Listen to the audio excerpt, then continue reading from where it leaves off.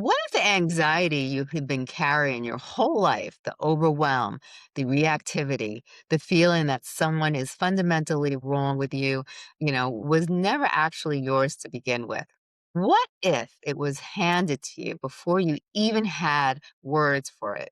And what if all the therapy, all the books, all the insight and awareness in the world could not be fixed because none of it ever reached the place where it actually lives? Today, we're talking about something that is changing the way we understand anxiety, trauma, and healing. And it's called the silent inheritance. My guest today has lived one of the most remarkable journeys I have ever heard. She started her career as a physician assistant. Then she nearly, lost everything through addiction and a long recovery. Then she went to law school and then she became a hypnotherapist. And through it all of it, she was doing the one thing that matters the most, figuring out what actually creates change at the root, not just the surface. Tracy is an attorney, a hypnotherapist, and the founder of Walk as Her. And it's a healing movement for women who are ready to stop passing down what was theirs to carry. Tracy, welcome to the show. Thank you, Stacey. Now, before we get into it, all the science and everything, I wanted to hear your story because I think it's going to give everything else so much more meaning. Sure. So, my story, kind of as you said, my dark night of the soul, if you will, that's coming through an addiction. And it was one of those things that you feel like, I should have known that that's what this is, but really don't when you're the one going through it. And even though, you were trained medically and you're asked how to screen patients when it happens to you, it's a little bit different. Denial was amazing, and I just remember, listening to other people's stories and then finally understanding, wow, that's what's happening to me, and it's the Yeah, part that they don't teach you when you go through medical training, right. the personal part, the part that the real part, I guess you will, in the trenches and the AA meetings and all that stuff, and listening to other people. And they teach you what a blackout is, but like actually experiencing one and learning it in medical training is two different things. So Yeah, that was the beginning of my story. And through all of that, going through AA, I just didn't resonate with a lot of the things they were talking about in the meetings.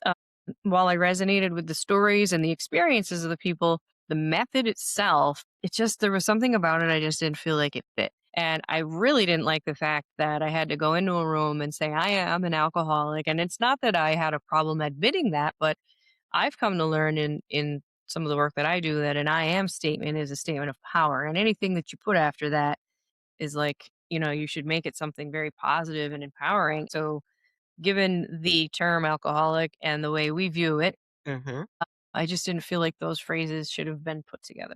So right. and I also just always felt like I was still wanting to drink. I wasn't drinking, but it was still like a focus of my brain and my mind. And I felt like I was depriving myself of something I really wanted to still be doing, which to me doesn't seem like the cure. It feels like it's just, well, willpower, right? And so Yeah, I was really looking for the answer, like, why am I like this? Why do I have this issue? Because not everybody has. A lot of people can go and have a drink and they're not needing 500 more, right? So yeah, why do I have this problem? And when I was going through the treatment, I remember that the people that were going through it, they used to put me down for even asking that question. Like, well, you just are, and that's it. You need to accept it. You're avoiding acceptance. And that wasn't it for me. So right. there was a lot I didn't agree with. Fast forward, I came across this Alcohol Lied to Me by Craig Beck is the program that I ended up putting myself through. And that was finally the thing that did it for me because the way he puts things into perspective and, um, it really made me understand it better. So there was that. Beyond even that, the hypnosis that I went through, I still felt like there was more to my story. And I just kept thinking there's nothing really in this life that I could pinpoint that went wrong for me. I had a pretty normal childhood. My parents were loving. I mean, I didn't have any of the normal things that people would say. And so for me, it was maybe it's from a past life. And so I really started looking into that. And that was just a very transformative experience for me, past life. And then going into the spirit realm, it was a life between life session that I had. I love And that. so that was just so transformative for me in my life that I decided I wanted to do that for others or be able to help others come through that same process. So that's why I decided to do that training.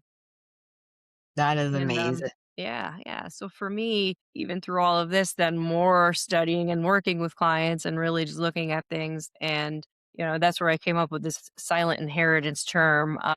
Because I started really looking at, family constellations and family patterns and what gets passed down and society and school systems and all of those things that kind of play a role in some of the stuff that we adopt as a belief system within ourselves that we necessarily don't even know why we believe something sometimes. And Right. so that's sort of where I came up with that terminology. Now let's define this because I think it's going to shift something for a lot of people listening. Now, you talk about the silent inheritance, the idea that anxiety, overwhelm, and emotional reactivity are often inherited nervous system patterns rather than personal failures.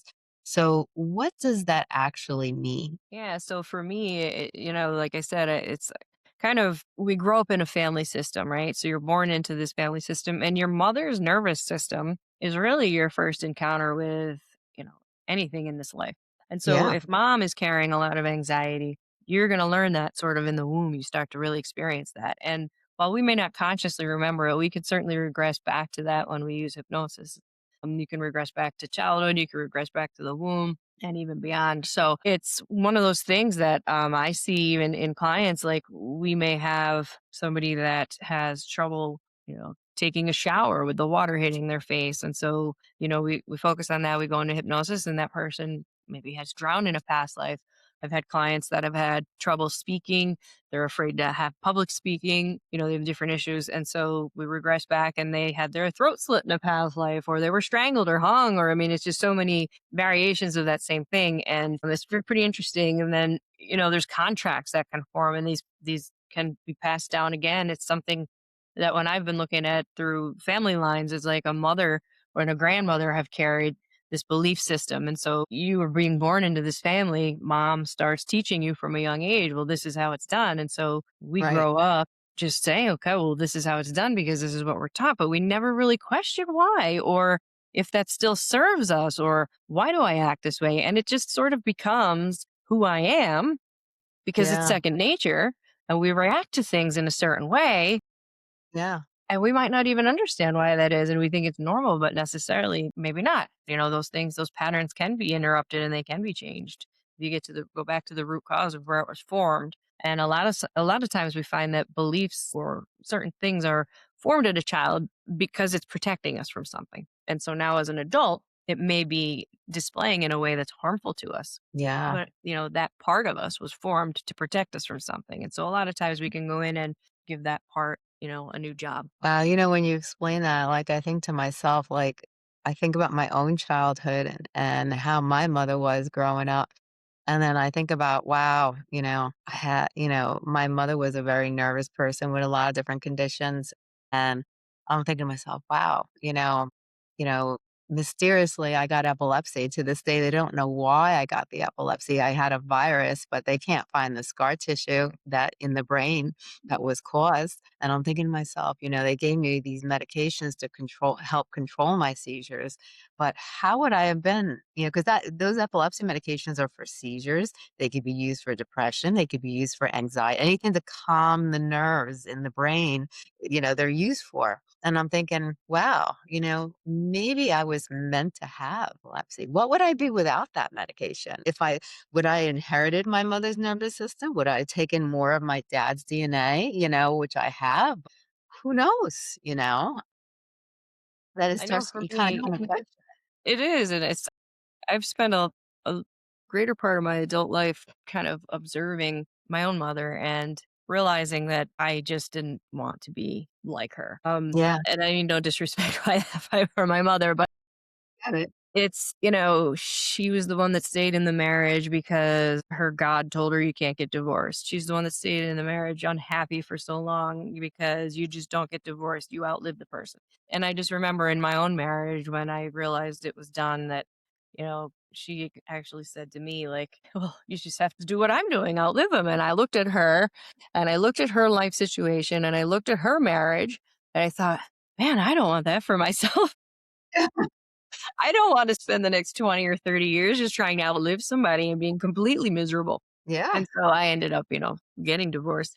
And, my mother now last year ended up finally getting divorced and she's happier. So and again, it's just like she was married for 50 years in a marriage that she hated, resented, couldn't want, like, didn't want to be in and was just so miserable. And like, yeah, look at the life that you've wasted just because of a belief system that you refused to look past or give up. yeah. That's so true.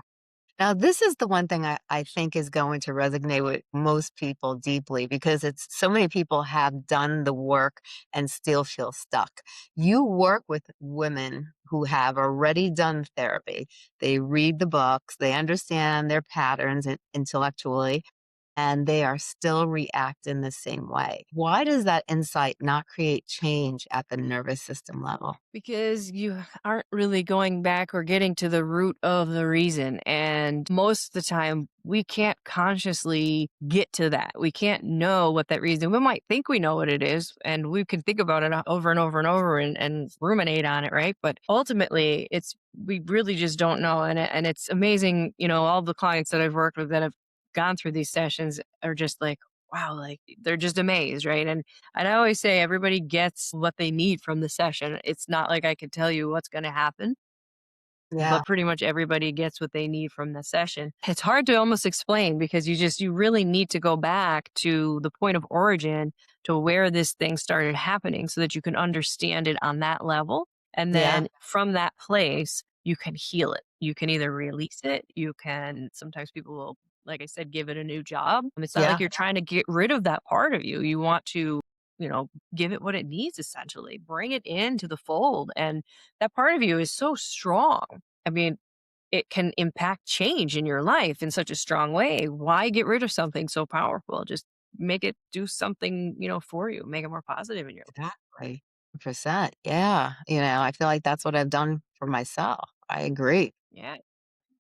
Like, what is the difference between managing a reaction and actually interrupting it at its root? Yeah, so managing it is kind of just the day-to-day stuff and you tend to just like your nervous system is going to react before the thought because it's just an instinctive thing.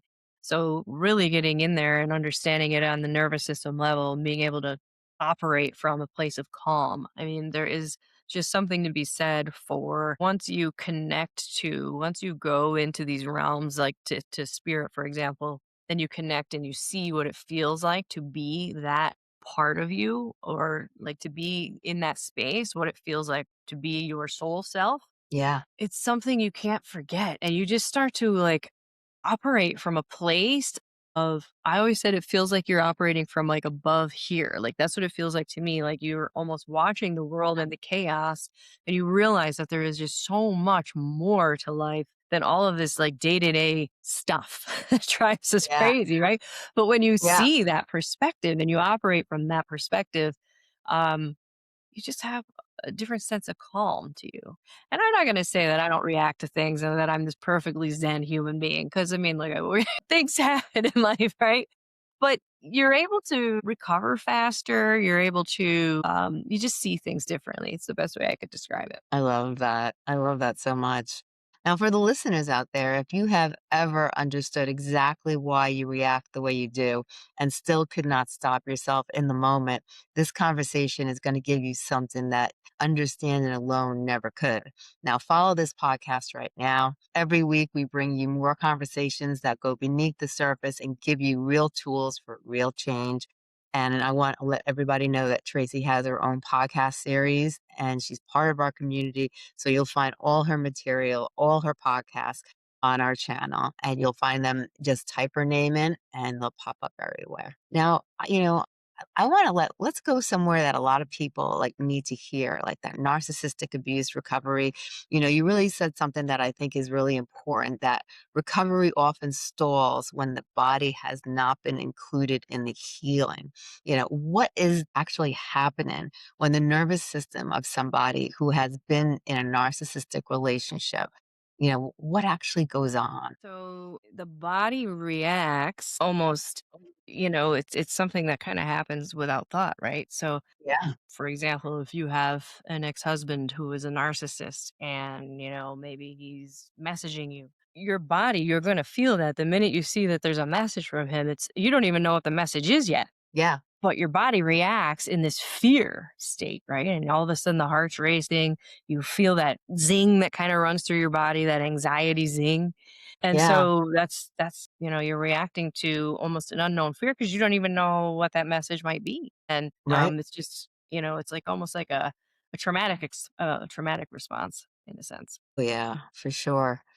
Now, why does cognitive understanding of what happened, like, even really good therapy sometimes leave people still feeling stuck or reactive or like they can't fully move on? Yeah, well, again, it goes back to you can understand it mentally, but if your body's not online with, what the mental understanding is, there's a disconnect. And I think what I've seen a lot is that we are so, at least our generation was brought up so disconnected from our emotions that we don't even know like what our body's going through and what emotion am I feeling right now. Like Yeah. I've had to work through a lot of this myself with Yeah, okay, and just really sitting with what am I feeling in my body and retraining my body to understand and feel safe, and understand that this is not a threat.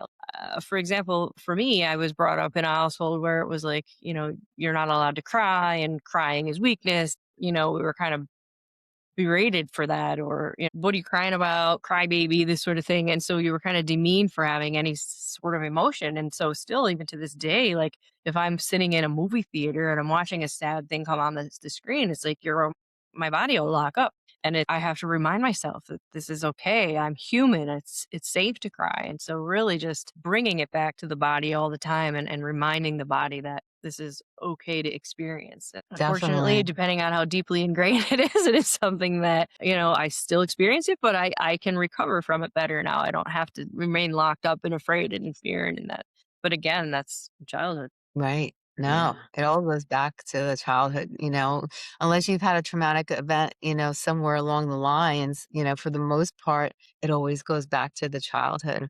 And I Yeah. feel like too, like when you were talking, when you push things down and we're told to like, be tough or suck it up and da da Yeah. da da, you know, after a while you become kind of numb and you don't even know what you're feeling. You feel like you're on a highway with 6 lanes and each one has somewhere to turn, but you don't know where to turn and you're kinda lost because you're, like, just numb to it all. Yeah. Yeah. Exactly. And that's one of the bigger things that I work with clients is, trying to allow them to reconnect to the emotions and let those emotions through because you see it a lot where people are just ashamed to feel. And Yeah, there's really, nothing to be ashamed of. right. Yeah. I think that's one of the biggest things is that people feel shameful, and there's nothing to feel shameful about, it's okay to have emotions. It's okay to go through things in life and you don't have to feel, that you don't have to feel, embarrassed and shameful because we all go through it in life, Yep. And anything too is like really allowing the emotion to come through you and process through you. Because again, if you're stuffing those emotions, you're holding those things in the body. And so those things eventually are going to have to come out at some point. And so, Yeah, yeah, that's one of the other bigger things is really just when that emotion comes, let yourself know that it's safe, allow it to yeah, just pass, give it its time right. and let it pass through and then just be done with it. 'Cause I feel like we're like a pot of boiling water, and it's like, Yeah. how long could you boil that water for before it, like, starts to go Yeah. all over the place? And I feel like humans are just like that in a sense. No, absolutely. Yeah.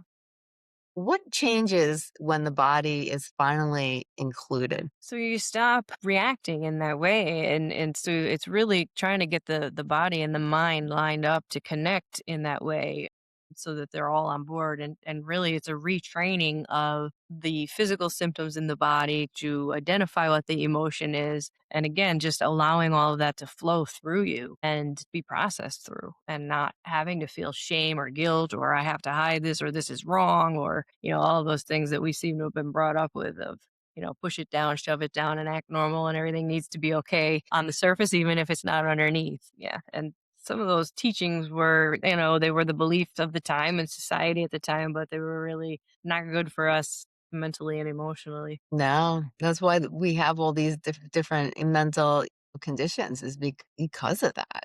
Yeah. No, absolutely.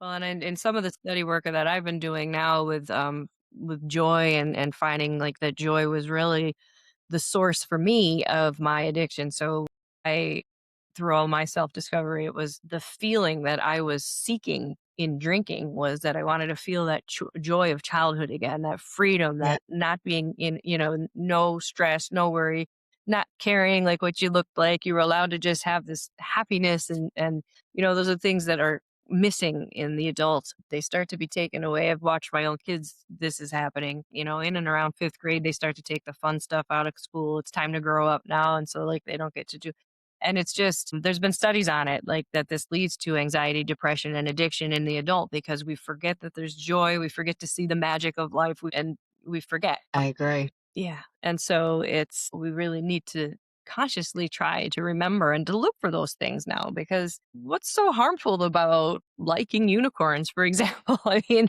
if that makes you happy, if you like the glitter and the sparkle, I mean, what is wrong with any of that? Exactly. I Yeah. agree. Like, let's make this practical for the woman listening right now. So she's done the work. She understands her patterns. She can trace them back to her childhood, her mother, her grandmother, and she's still living them. Where does the real change actually happen? And how does hypnotherapy reach what other approaches miss? So when you go into hypnosis, you go back to the point of origin. So you are the child where this belief system formed. You also in that space can see and understand why this happened, why you formed this belief. And we can also take the vantage point of, say, there's another person that was involved, say, mom, for whatever reason, had done something that gave to daughter. So now, Yeah. daughter, from the perspective under hypnosis, can change vantage points and see from mom's perspective, well, why was Hmm. mom doing this at the time? And you Right. would be amazed at some of the stuff and the understanding that comes through when daughter, who has never been able to forgive mom or understand mom and was mad about this one thing that happened, can understand why mom did it from mom's perspective. It's Hmm. just so healing. And you can have a dialogue back and forth. And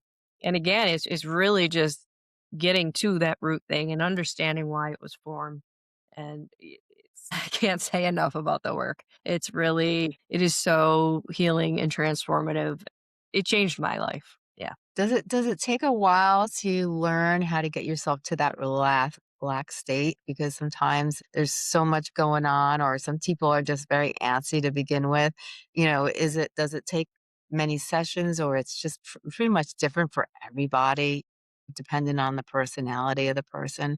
It is. It depends how much anxiety you come in with to the session with. I've had people that have said to me, like, because they don't know what to expect. And so I just wanted to, do a short session. I actually created a little recording of a brief part of my regression so that people can listen to it before the session and start to experience Nice. it. The more you have experience with the regression piece, the easier it is to go further. So Right. each session that you do, you can, if say you can only get to childhood in the first one, but you come back with this understanding and you see the process now and you understand it. And so then the next time you're a little bit more willing. There's also an issue with mental mind sometimes that comes in. So, especially in some of the deeper spaces like past life or spiritual regression, because of our culture here, especially in America, with our belief Yeah. systems, that mental mind will come in and start chattering and saying, oh my God, this isn't really happening, and all these things. And so, I personally had a significant problem with my mental mind. So, I know how to handle that. I know how to deal with that if it comes up. And we sort of just give mental mind a job to do.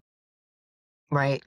But the more you do this and you see how it works, the more open you become, and then sort of mental mind doesn't have a choice but to get on board with it and go along with what's happening. But there are spaces that part of you just can't really travel to, right? Right. So yeah. I love that.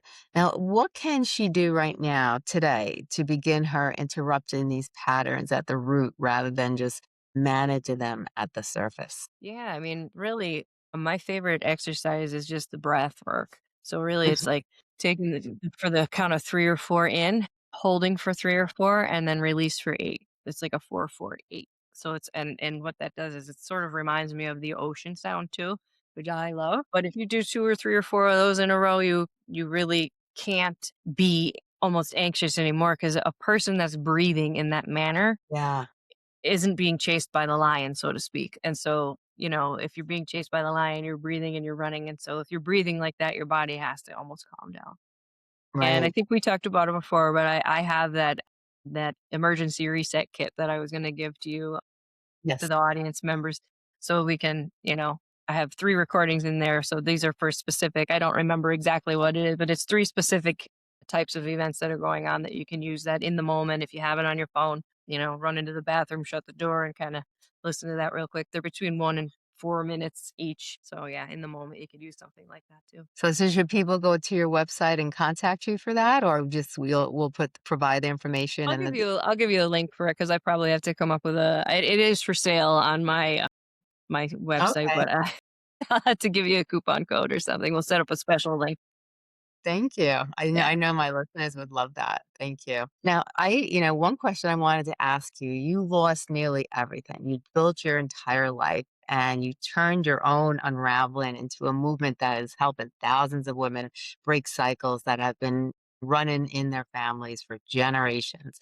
So, what do you want the women listening right now, the one who is exhausted from doing all the right things and still feeling stuck, to know? I would like her to know that she is extremely powerful and that she is in a position to not only change herself, but to change the past and the future. Truly, you're changing past, present, and future. And that's why my tagline is it begins and ends with you, because it begins with you. And when you heal yourself, Hmm. you heal the contracts, you break those familial lines, you heal your past because your ancestors, you can let go of all that stuff that you've been carrying, passing down the line. And then you're not going to pass it on to your children either. So you're healing the future because you're going to raise children who you will be a different parent because you will see the world differently. And, your children then will not be stuck having to be like, all these things that we put on our children, the stresses of having to do this or get this job or do that thing. But look at them and their individual gifts and what are their strengths,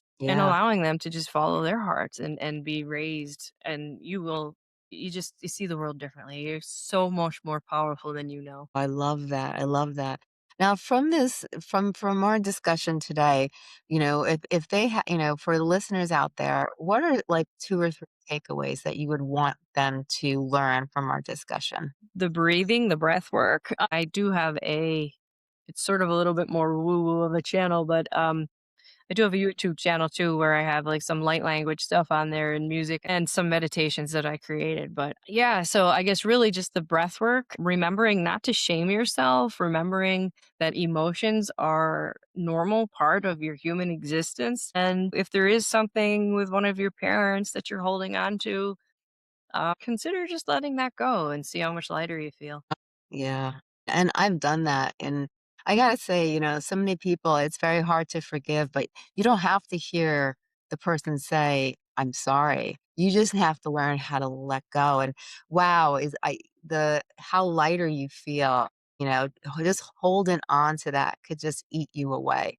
And then once you just learn to just let go, forgive, try to maybe, like you said, understand from their perspective, maybe why they did the things they did, instead of just getting so angry at them and like, why did you do that? Why did you say that? How could you do this to me?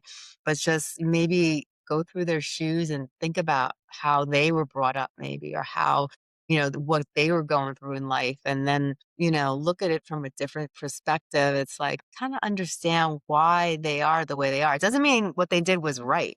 It just means that I kinda get it, and then just learning, like you said, to let go, and the breathing exercises, I think, are so powerful. I love that you mentioned the breathing exercises because, wow, what a difference it makes. And then when you talked about the one breathing exercise that kinda sounds like the ocean waves, that's one thing that always brought me serenity. It's just even, to this day, it's just the ocean waves, or just, and to be able to do breath work that reminds you of that, that's powerful, I think, real powerful. Yeah, absolutely. And the other thing, I guess, too, which is kind of hard to believe sometimes too, but, you know, even the people that you probably hate the most in your life, they are your biggest teachers. They are here, they're put in your life. Most likely you chose this before you came here and they are here. There's a lesson in it. And if you could find Yeah. that lesson, you'll find a little bit of peace with the Mhm. hardship that you're going through. I've gone through enough in my life that when I look back and see it, I'm like, "Oh, okay, well, now I can understand that." But I mean, it is hell going through it. But I try to always go back to that because it helps me get through that time period of intense misery, if you will. Yeah. Mhm. 100%. Now can you tell us about your services and what you provide? Sure, yeah. So I provide mostly my favorite thing to do is spiritual regression. So as you said, it's the person that's done some of the work, has worked on themselves a little bit, and is open to trying to go deeper or dig deeper into the issues. And truly, when someone goes and does a regression into spirit, you can see from that perspective, from spirit's perspective, like you can get almost any answer as long as it's something that you're supposed to know. Sometimes you get blocked with things that people want to know, and it's just you'll get the answer. It's not the time right now. But those are my favorite sessions to do. And so I do have some courses that I have conditioned to liberated is my kind of introductory course. I am working on a visibility course. I do believe that's another struggle that I had was becoming visible and stepping into stuff like this where I'm talking on camera. And I think it's a wound that women carry a lot. That's something I Yeah. see a lot. And so Yeah. I am about halfway through putting that together. So that'll be another course. And then again, there's the one-on-one offerings working with me and doing the deeper work. I love that. And where can people find you? So I'm on Walk as Her is on Facebook. We're on Instagram. Those are the two main places that you probably be able to find me. There is a website, but it's still sort of not where I want it to be. So I'm working on that. All right. That sounds awesome. I just want to, for the listeners out there, I just want them to realize that your anxiety may not be a personal failure. It may be a pattern that you inherited before you ever had the chance to choose differently. And understanding that changes everything.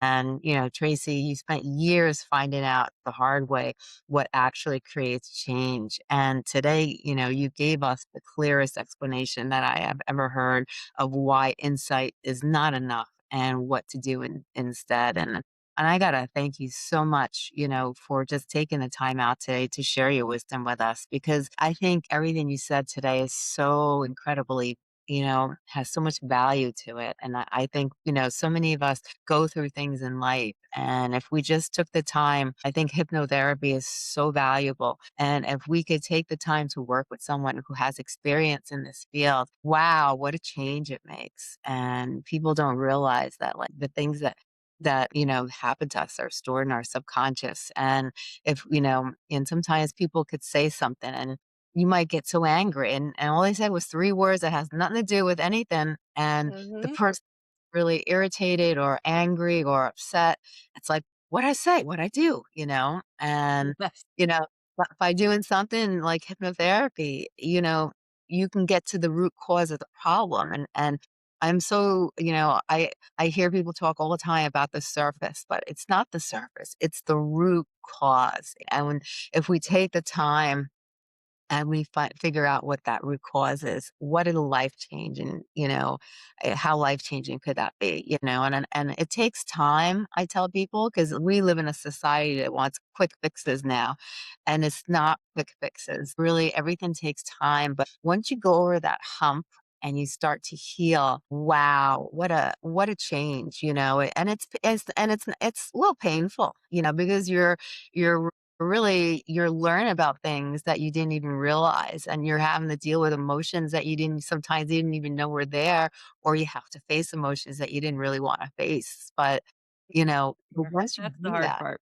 Yeah, The allowing those emotions and to just feel those things. But you'd be surprised how fast once you get to that and you can see it and you release it, you'd be surprised of how fast some people at least can heal from that. definitely.